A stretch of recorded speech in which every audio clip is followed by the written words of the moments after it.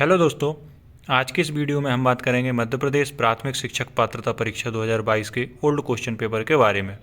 यह exam paper 5 मार्च 2022 की first shift का है। इस एग्ज़ाम पेपर में हिंदी के 30 क्वेश्चन आए थे। चलिए देखते हैं हिंदी के 30 क्वेश्चन कौन कौन से इस एग्ज़ाम में पूछे गए थे। पहला प्रश्न पूछा गया था, निम्नलिखित में से कौन सा शिक्षण का सिद्धांत नहीं है। ऑप्शन दिए थे 4। पहला ऑप्शन स्वाभाविकता का सिद्धांत, दूसरा ऑप्शन मूर्त से अमूर्त की ओर, तीसरा ऑप्शन निगमन से आगमन की ओर, चौथा ऑप्शन सरल से कठिन की ओर। इसका सही आंसर था निगमन से आगमन की ओर शिक्षण का सिद्धांत नहीं है। ऑप्शन सी इसका करेक्ट आंसर था। दूसरा क्वेश्चन इसमें पूछा गया था, भाषा अर्जित करना है खालिस्तान कठिन होता है, दूसरा ऑप्शन सहज स्वाभाविक होता है, तीसरा ऑप्शन भाषा सीखने में बाधक होता है, ऑप्शन 4 समय की हानि होती है। भाषा अर्जित करना सहज स्वाभाविक होता है। ऑप्शन बी इसका करेक्ट आंसर है। क्वेश्चन नंबर 3 इसमें पूछा गया था, निम्न में से उपचारात्मक शिक्षण की सफलता मुख्यतः किस पर निर्भर करती है। ऑप्शन ए केवल बच्चों की समाज सांस्कृतिक पृष्ठभूमि पर, ऑप्शन बी केवल बच्चों की भाषागत त्रुटियों की सूची बनाने पर, ऑप्शन सी केवल बच्चों की भोज्य व्यवस्था का ध्यान रखने पर, ऑप्शन डी समस्याओं के कारणों की सही पहचान पर। ऑप्शन डी इसका सही आंसर है, समस्याओं के कारणों की सही पहचान पर। प्रश्न नंबर 4 में पूछा गया था, कहानी कथन के उद्देश्यों में कौन सा पक्ष शामिल नहीं है। पहला ऑप्शन शब्द भंडार का विकास, दूसरा ऑप्शन कल्पनाशीलता का विकास, ऑप्शन 3 सृजनात्मक का विकास, ऑप्शन डी भाषा के लिखित रूप से परिचय। इसका सही आंसर है भाषा के लिखित रूप से परिचय कथन के उद्देश्यों में पक्ष शामिल है। क्वेश्चन 5 इसमें पूछा गया था, मूल्यांकन का मुख्य उद्देश्य होता है यह जानना कि ऑप्शन ए बच्चों ने कितने पाठ पढ़े हैं, ऑप्शन बी शिक्षक ने कितने पाठ पढ़ाए हैं, ऑप्शन सी बच्चे कैसे सीखते हैं, ऑप्शन डी अगली कक्षा में उन्नत करना। मूल्यांकन का मुख्य उद्देश्य होता है बच्चे कैसे सीखते हैं। इसका ऑप्शन सी करेक्ट आंसर है। प्रश्न 6 हिंदी भाषा में पूछा गया था, कविता को भावपूर्ण तरीके से पढ़ना क्या कहलाता है। ऑप्शन ए कविता शिक्षण का एक गौण उद्देश्य है, कविता के भाव को समझने में सहायता करता है, बच्चों का मनोरंजन करता है, ऑप्शन 4 है बच्चों को छंद अलंकार की जानकारी देता है। कविता को भावपूर्ण तरीके से पढ़ना कविता के भाव को समझने में सहायता करता है। ऑप्शन बी इसका करेक्ट आंसर है। क्वेश्चन नंबर 7 में पूछा गया था, लिखित कार्य की जांच में बच्चों की सहायता लेने से ऑप्शन ए केवल पठन कौशल का अभ्यास होता है, ऑप्शन बी बच्चे ज़्यादा गलतियां ढूंढना सीख जाते हैं, ऑप्शन सी बच्चों को दूसरे के हस्तलिखित सामग्री को पढ़ने का अवसर और अवलोकन क्षमता के विकास का अवसर मिलता है, ऑप्शन डी बच्चे दूसरों के विचारों से परिचित होते हैं। लिखित कार्य की जांच में बच्चों की सहायता लेने से बच्चों को दूसरों के हस्तलिखित सामग्री को पढ़ने का अवसर और अवलोकन क्षमता के विकास का अवसर मिलता है। ऑप्शन सी इसका करेक्ट आंसर है। क्वेश्चन 8 लोकगीतों को भाषा की कक्षाओं में स्थान दिया जाना चाहिए क्योंकि ऑप्शन ए लोकगीतों को बढ़ावा देना भाषा शिक्षण का मुख्य उद्देश्य है, लोकगीत गाए जा सकते हैं, ऑप्शन सी केवल लोकगीतों के माध्यम से पारंपरिक मूल्यों की शिक्षा दी जा सकती है, ऑप्शन डी इससे बच्चे सांस्कृतिगत विशेषताओं से परिचित होते हैं। इसका सही आंसर डी है, इससे बच्चे संस्कृतिगत विशेषताओं से परिचित होते हैं। क्वेश्चन नंबर 9 पाठ पढ़कर बच्चों से प्रश्न बनवाने से ऑप्शन ए इस बात का पता चलता है कि बच्चे प्रश्नवाचक शब्दों से परिचित हैं या नहीं, ऑप्शन बी शिक्षक को यह जानने का अवसर मिलता है कि बच्चों ने पाठ को कितनी गहराई से समझा है, ऑप्शन सी कक्षा कार्य की अच्छी युक्ति पूरी होती है, ऑप्शन डी प्रश्न बनाने की आदत का विकास होता है। पाठ पढ़कर बच्चों से प्रश्न बनवाने से शिक्षक को यह जानने का अवसर मिलता है कि बच्चों ने पाठ को कितनी गहराई से समझा है। ऑप्शन बी इसका करेक्ट आंसर है। क्वेश्चन नंबर 10, इसमें पूछा गया था भाषा विकास का द्वितीय चरण निम्न में से क्या है। पहला ऑप्शन बोलना, दूसरा ऑप्शन पढ़ना, तीसरा ऑप्शन लिखना और चौथा ऑप्शन सुनना। भाषा विकास का द्वितीय चरण है बोलना। Option A correct answer. Question number 11, बच्चों में हिंदी भाषा सिखाने के प्रति रुचि उत्पन्न करना यह उद्देश्य है। ऑप्शन ए उच्च स्तर के छात्रों के लिए, ऑप्शन बी प्राथमिक स्तर के छात्रों के लिए, ऑप्शन सी माध्यमिक स्तर के छात्रों के लिए, ऑप्शन डी केवल हायर स्कूल के छात्रों के लिए। बच्चों में हिंदी भाषा सिखाने के प्रति रुचि उत्पन्न करने का उद्देश्य है प्राथमिक स्तर के छात्रों के लिए। ऑप्शन बी इसका करेक्ट आंसर है। क्वेश्चन नंबर 12, कक्षा 8 के बच्चों के लिए साहित्य का चयन करते समय आपके लिए निम्न में से क्या जानना सर्वाधिक जरूरी है।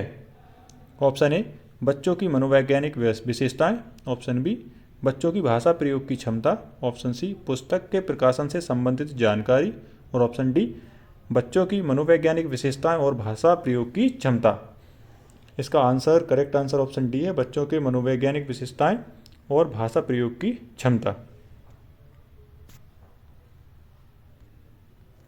क्वेश्चन नंबर 13, नाटक, सिनेमा, परिचर्चा, वाद विवाद आदि बच्चों की खालिस्तान व स्वाभाविक एवं प्रतिक्रिया व्यक्त करने की क्षमता का विकास करने में मदद करते हैं। ऑप्शन ए, इसमें जो हमें खालिस्तान 3 दिए गए थे, इनमें कौन कौन से शब्द सही भराएंगे ये पूछा गया था। पहला ऑप्शन था स्वतंत्र, मौखिक और लिखित। दूसरा ऑप्शन था मानक, सहज, अप्रभावी। ऑप्शन सी योजना, सरलता, लिखित और ऑप्शन डी अभिव्यंजना, व्यक्तिगतता, मौखिक। इसका सही आंसर था स्वतंत्र, मौखिक और लिखित। नाटक, सिनेमा, परिचर्चा, वाद विवाद आदि बच्चों की स्वतंत्र व स्वाभाविक मौखिक एवं लिखित प्रतिक्रिया व्यक्त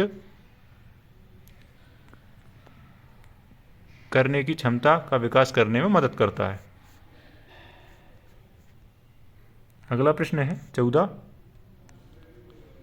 भाषा सीखने में होने वाली त्रुटियां। ऑप्शन ए बच्चे शिक्षक पाठ्यक्रम आदि की असफलताओं के संकेतक हैं। ऑप्शन बी सही नहीं है, इनके प्रति कठोर रवैया अपनाना चाहिए। ऑप्शन सी भाषा सीखने की प्रक्रिया के स्वाभाविक पड़ाव हैं। ऑप्शन डी भाषा प्रयोग की असफलता की ओर संकेत करती है। भाषा सीखने में होने वाली त्रुटियां भाषा सीखने की प्रक्रिया के स्वाभाविक पड़ाव हैं। ऑप्शन सी इसका सही आंसर है। क्वेश्चन नंबर 15, इसमें पूछा गया था पाठ्य पुस्तक भाषा शिक्षण में मुख्यतः क्या सहायता करती है। ऑप्शन ए बच्चों को विभिन्न पर्वों की जानकारी देती है। ऑप्शन बी व्याकरणिक नियम कंठस्थ कराती है। भाषा की विभिन्न घटाएं प्रस्तुत करती है। ऑप्शन डी बच्चों का आकलन करती है। इसका सही आंसर है भाषा की विभिन्न घटाएं प्रस्तुत करती है। ऑप्शन सी इसका करेक्ट आंसर है। क्वेश्चन नंबर 16 से एक गद्यांश दिया गया है। इस गद्यांश के आधार पर ही हमें नीचे दिए गए क्वेश्चनों के आंसर खोजना है। इस तरह के गद्यांश को एक बार में ही अच्छे तरीके से पढ़ लेना है, समझ लेना है और नीचे दिए गए क्वेश्चनों को इसके आधार पर आंसर देना है।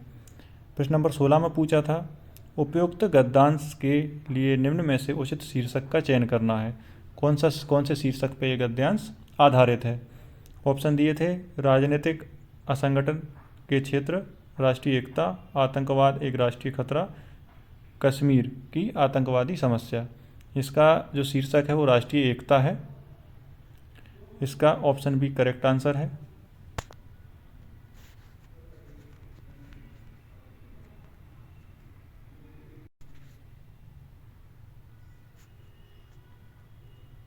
अगले प्रश्न में पूछा था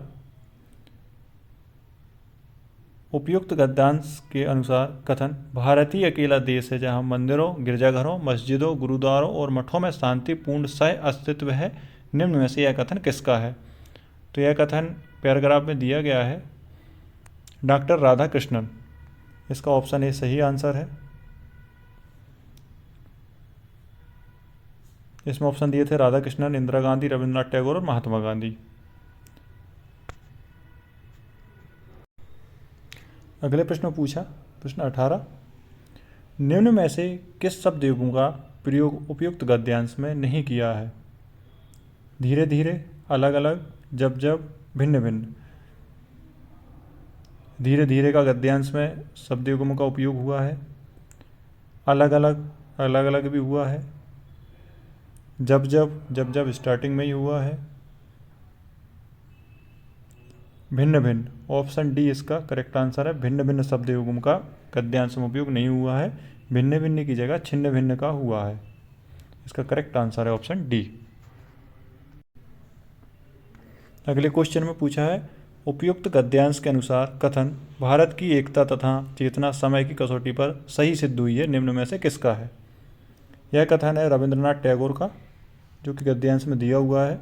इसमें ऑप्शन दिए थे राधा कृष्णन, इंदिरा गांधी, रविंद्रनाथ टैगोर और महात्मा गांधी। इसका करेक्ट आंसर है ऑप्शन सी, रविंद्रनाथ टैगोर।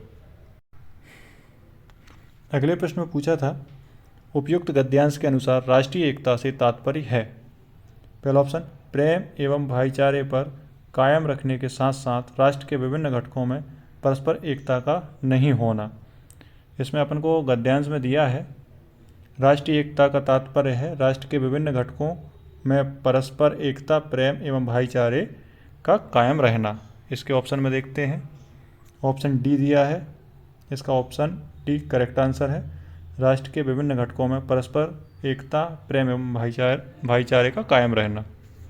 इसमें से ही देख के इसको आंसर सही करना था।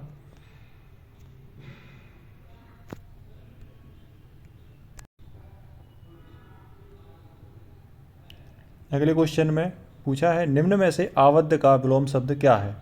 ऑप्शन ए आज़ाद, अमुक्त, कैद, सीमित। आबद्ध शब्द का विलोम शब्द है आज़ाद। पहला ऑप्शन करेक्ट आंसर था।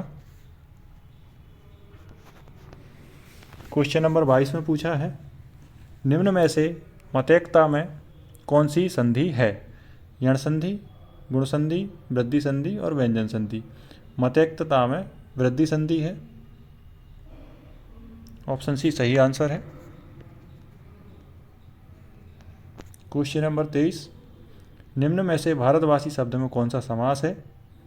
द्वंद्व समास, द्विगु समास, कर्मधारय समास और तत्पुरुष समास। भारतवासी में तत्पुरुष समास है। ऑप्शन डी इसका सही आंसर है। ये 16 क्वेश्चन से लिया गया प्रश्न था। निम्न में से उपयुक्त पंक्तियों के रचयिता का नाम क्या है? सुभद्रा कुमारी चौहान, मुंशी प्रेमचंद्र, भगवती चरण वर्मा और महादेवी वर्मा। ये जो दिया गया है काव्यांश, ये सुभद्रा कुमारी चौहान का काव्यांश है। इसका सही आंसर ऑप्शन ए है। अगले प्रश्न में पूछा है, निम्न में से मतिमान का अर्थ क्या है? आंगन, निर्बुद्धि, बुद्धिमान, मूर्ख। मतिमान का अर्थ है बुद्धिमान। इसका सही आंसर ऑप्शन सी है।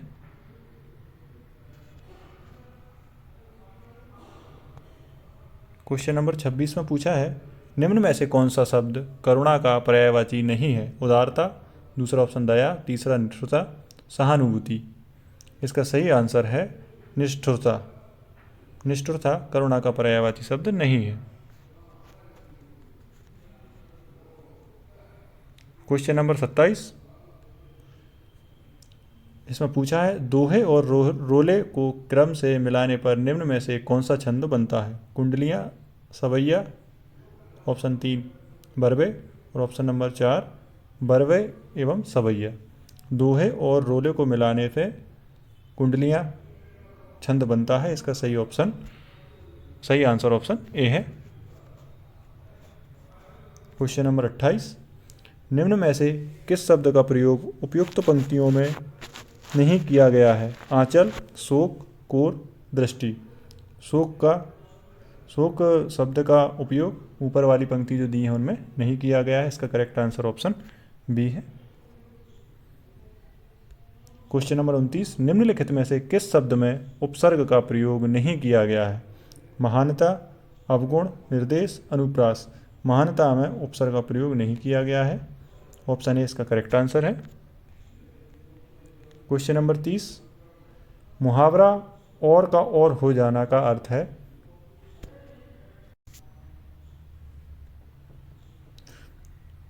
पहला ऑप्शन गढ़ फतेह करना, दूसरा ऑप्शन थक कर चूर हो जाना, तीसरा ऑप्शन पहले जैसा ना रहना बिल्कुल बदल जाना, ऑप्शन डी अत्यधिक हर्ष होना।